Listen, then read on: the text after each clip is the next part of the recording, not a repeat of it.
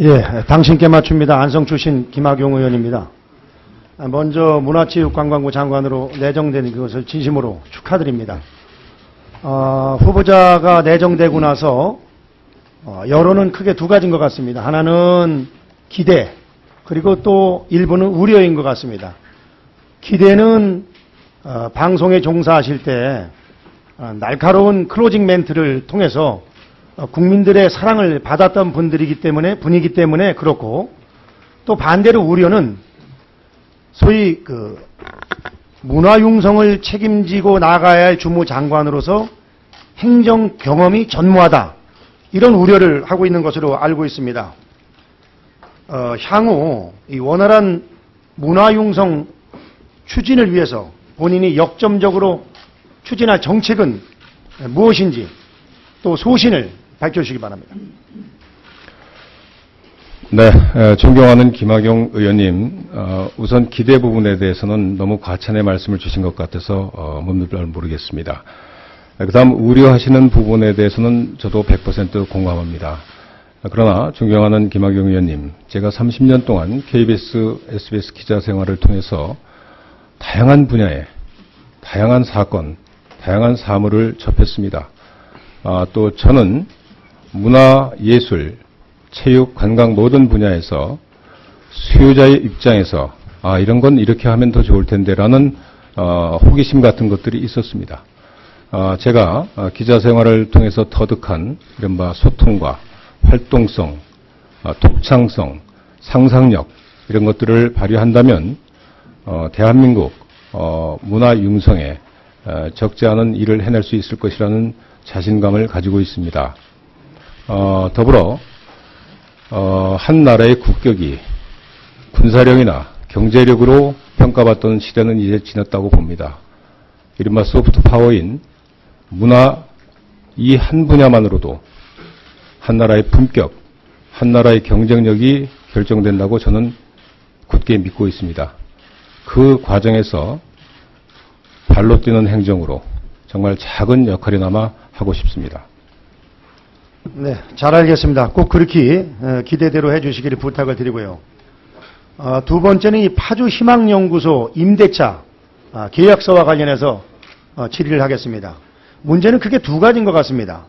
첫 번째는 임대차 계약을 체결한 이후에 보증금과 월 임대료 납부와 관련한 이 거래 내역을 입증할 그 영수증이 없다는 점, 그게 하나인 것 같고요. 두 번째는 임대차 계약을 체결한 건물의 소유주인 손모 씨가 새누리당 당원이고, 또 지난 6월에 파주시 기초의원 선거에서 새누리당 공천을 받아서 당선이 됐다는 그 두 가지인 것 같습니다. 그래서 일각에서는 이를 두고 후보자가 그간 무료로 사무실을 사용하고 이 손모 씨에 대한 소위 공천에 혜택을 준 게 아니냐는 그런 의혹의 눈초리를 보내고 있는데, 이 부분에 대해서 어떻게 된 상황인지 답변을 바랍니다. 네, 존경하는 김학용 의원님, 소명의 귀를 주셔서 대단히 감사합니다.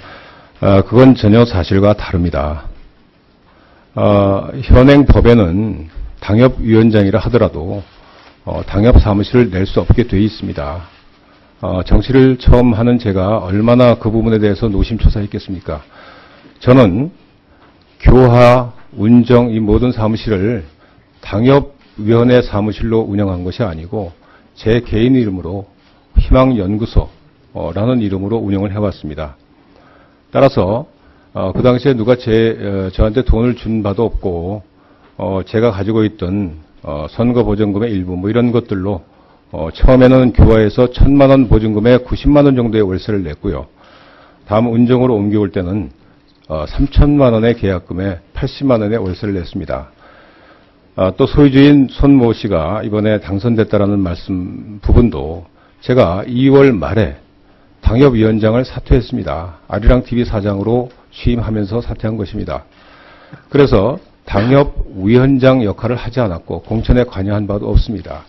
최초 이 사무실을 얻게 된 그 시기는 대통령 선거를 앞두고 좀 더 사람이 많이 왕래하는 곳에 현수막 걸 만한 사무실이 있겠느냐, 물론 그 당시에는 정당 선거사무소로 등록을 하고 활동을 했습니다.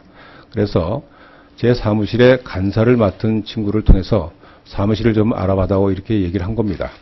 당시 이 사무실은 분양이 완료되지 않은 그런 사무실이었습니다. 그래서 혹시 80만 원의 월세가 싼 거 아니냐 이런 지적들을 하시는데 그때는 시세가 형성되어 있지 않았습니다. 더군다나 제가 처음에 들어간 사무실은 분양 사무실로 인용되던 곳을 제가 절반을 쓰는 조건으로 들어갔습니다. 제가 아무리 떨어진 사람이지만 그래도 당협위원장의 직책을 갖고 있는데 분양사무소에 드시는 분들과 함께 있는 것이 난처해서 사실은 그 외곽에 있는 커피숍을 전전한 기억이 있습니다. 존경하는 청문위원님들, 현행 법상 이런 문제가 있기 때문에 제가 계좌를 통해서 돈을 이체하거나 이런 적은 없습니다. 다만 첫 번째 교화에 계약할 때는 분명히 그 건물 주인에게 그 칸의 주인에게 계좌로 이체한 기록이 있을 것이고 그 다음부터는 간사를 통해서 1,000만 원, 850만 원, 1,150만 원 이렇게 세 번에 걸쳐서 제가 돈을 주었습니다.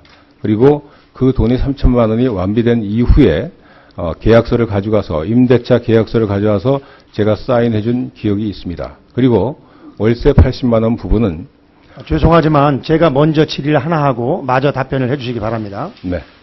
지금 그 후보자는 두 차례 음주운전 적발 관련 논란이 있습니다.